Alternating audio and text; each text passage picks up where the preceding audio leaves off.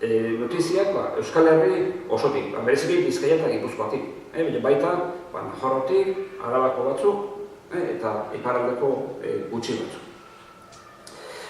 Nik uste ezela nahiko azpimarratu, bai eskualdunaren ereduak eta bai Euskadiren ereduak eskatzen zuela, batetik, lehen profesionalizazio bat, erdi mailakoa, Euskadi kasuan Kirikino izan zen lehen arduraduna, Euskal Horri horrena, gero etorri ziren Horixe, Lauaxeta, eta gero Manuel Ziaxolo, egunaren zuzendaria izan zena, eta eskatzen zuen baita, ez bakarrik irakurleak, baita idazleak ere.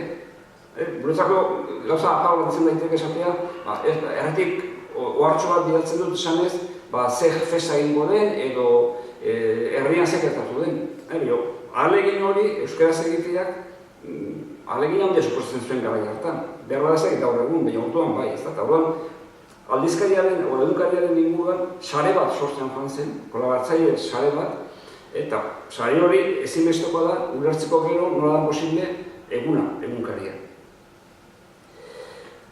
Euskalekin batera, egualdean argia dugu, 1989an sortako astekaria, ez da astekaria abertzale bat, euskara gutxiz sortutakoa, abertzaleek bereziki, baina ez bakarrik abertzale, egutegi bat ere ateratzen zutena, eta argia izan zen, argiaren inguruan bildu ziren, planteatzen zutenak, beharrezkoa zara ez bakarrik astekari euskaldun bat, baizik eta egunkari euskaldun bat ere, ez da.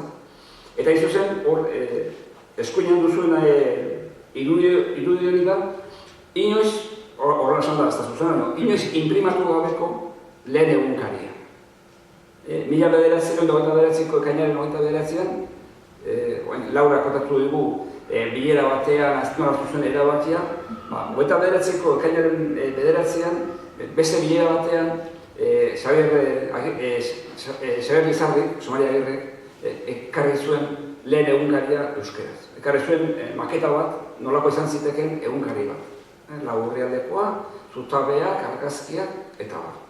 Baina, egunkari hori inoiz izen martxan jarri, gero ere aterako da kontua. Beraik egin zuten bihabitate azterketa bat, zenbait diru behar zen egunkari hori aurrera eramateko, zenbait irakurriak behar ziren, eta ez zuten lortu diru hori, eta asmo hori, 1929an, bere hortan geratu zen. Araban gaudenez, pentsatu dut behar da, egoki izan daitekela baita egitea referentzia bat, nola dagoen euskarazko prentsa Araban garai horretan, ezta?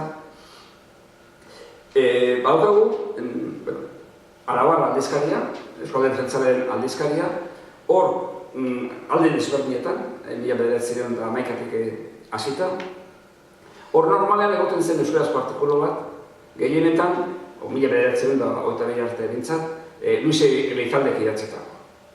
Bera ez Bergara zen, Gasteizko Institutuko katedraduna, eta hemengo abertzalen buru nagusia, eta sarri idazten zuen euskaraz zutabetxo bat, baina ez gehiago.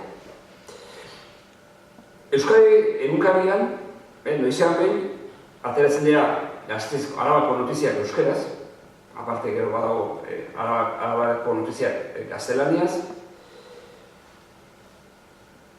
Gehienetan firmari gabe, firma bat dejatzen da Mikel da Koldo Agirre, apaiz bat, eta izuzen seminarioak, orduan hemen zegoen, Eskola Autonomia Erkidegoko gotzaitegi bakarra, eta bertara etortzen ziren ikastera, Araba Gipuzkoa da, Bizkaiko seminarista guztiak, eta hor fuko garrantzio egon zen Euskaren alde, ezta? Bai prensan eta bai seminarioan bertan bere. Herritatik, horako bilaketa azkar bat egin da, ikusi dut, Gasteiztik, Legutianotik, Aguraitik, noizean behin, oso noizean behin, notiziaren bat abestea egiten zela euskeraz, prensara.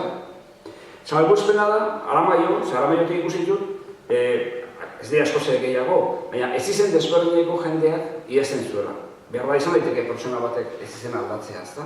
Itxura emateko jende gehiago zegoela euskaraz idazten herri horretan.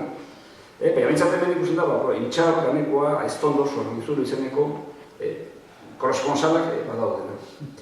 Dena den, hor jarri dizuetan beran, argiako kazetari batek egiten du komentarioan, aspaldian ez da argiaren Arabako idazlerik agertzen. Guztia mututu egin ote dira, baina hori Arabari buruz idazten zuen, baina baita beste herri asko buruz. Jendeak momentu batean idazten zuen, eta gero utzi egiten zuen idazteari. Eta ez dakigu zergatik, nekatzen zirelako, beste ardu bat zuzituzelako, edo auskalo zergatik. Gasteizen bertan, eta seminarioen inguruan, badaude bi iniziatiba garrantzitsu, bata da, zuen eskuinan dagoena, Gimnasion aldizkaria, seminari bat egiten zuena, Gimnasion zen seminarista gazteak trebatzeko aldizkari bat, 1927 eta 1927 bitartean iraun zuena, eta hor, ale ia guztietan egon ziren euskarazko hainbat artikulu. Gai zientifiko, erligioso, kulturali buruz idatzitakoa. Eta gero, 1913an, seminarista talde batek sortu zuen Kardaderaz aldizkaria. Eta Kardaderaz zen euskera hutsez. Guartu Agustin Kardaderaz jesuita izan zela mesortzigarren mendean Larramendikin batera euskarazko literatura edo euskarazko idatzia nintzate buru nagusia. Eta gero, seminarista horiek,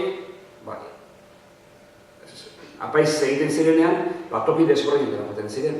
Eta hor, bere eraginak gehiago edo gutxiago izan dute. Importantea da Kardaderaz goratzea, ze gero egunaren sorreran ere badute zere ikusia. Beraz, badaukagu, gerra hasi horretik, iparraldean Euskaldunak iraun zuen 54 arte, gure lotxarako bere bidea amaitu zuen Alemanek gerra gatu zutenean. Euskalduna buru belarri Petren Mariskalaren eta Hitlerren alde azaldu zen, eta gode oso euskara doktoria lehentzako artikulo pilo bat Hitlerren alde, Frankoren alde, Agirre lehendakariaren aurka. Laro arte egitura bezala mantendu zen, hegoaldean argia zegoen Gipuzkoako aldizkaria, bereziki Baserri mundari zuzendutakoa, baina Oiartzun Zabala zuena, Bizkaian gutxi aipatzen da, baina egon zen alegin bat, 1932-1934 bitartean Eusko aldizkariarekin, eta Eusko ere izan nahi zuen Bizkaiko argia. Izan nahi zuen, izan zen bi urtez, astekari bat, euskara hutsez, hizkuntza arruntagoa erabiltzen zuena, ez hain hizkuntza purista erabiltzen zuena, baina ezin zuen aurrera jarraitu. Ez zuen lortu irakurleen nahiko, abertzaletasunak eman beharreko laguntza ez zion eman, o ezin zion eman, ez dakigu oso arrazoia, eta ateak itxera izan zituen.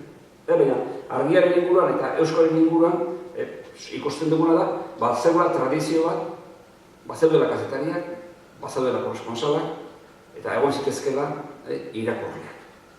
Eta egunaren sorrera, hain zuzen, dagoena da, egunaren atzean dagoena da, hori dana.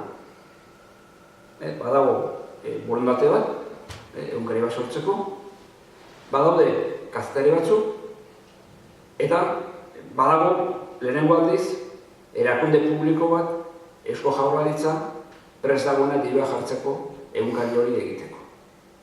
Eguna naiz eta Eusko Alderdi Jeltzalearen komunikabideak izan, Jaurlaritzaren diruari esker sortu zen. Euskadirekin batera sortu zen, Euskadi egin zuen bere Euskal Atala kendu eta horren ordez eguna sortu zen, bere diru publikoarekin egin zen. Nortzuk egin zuten eguna? Jende asko. Egin zutenek, idazten zutenek, irakurtzen zutenek. Buru formala bintzat, Manuel Ziarsol izan zen, Eusko aldizkariko zuzendari izan dakoa. Berarekin batera egon ziren, gero oso ezagun egin zen, Jose Maria Arizmendarrita, apaizgai zena gerra horretik, eta gerra ostean apaiztu zena, eta gero jarri ziren argazkian 3 kazetariak, Alejandro Mendizabal Motrikuarra, Eusebio Ekiaga Lekitiarra, eta Agustin Zubikarai Ondarrutarra. Bi datu, nik uste, nabarmentzeko modukoa direnak. Argazkiak ez dira erraikoak usten duzunez, argazkiak niko garria dira. Manurtzea solo zen reakzio taldeko zaharrena. 34 urte zituen.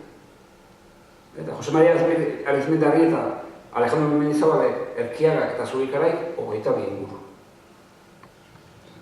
Oso jende gaztea zen. Eta Bigarren Errepublikan trebatutako jendea.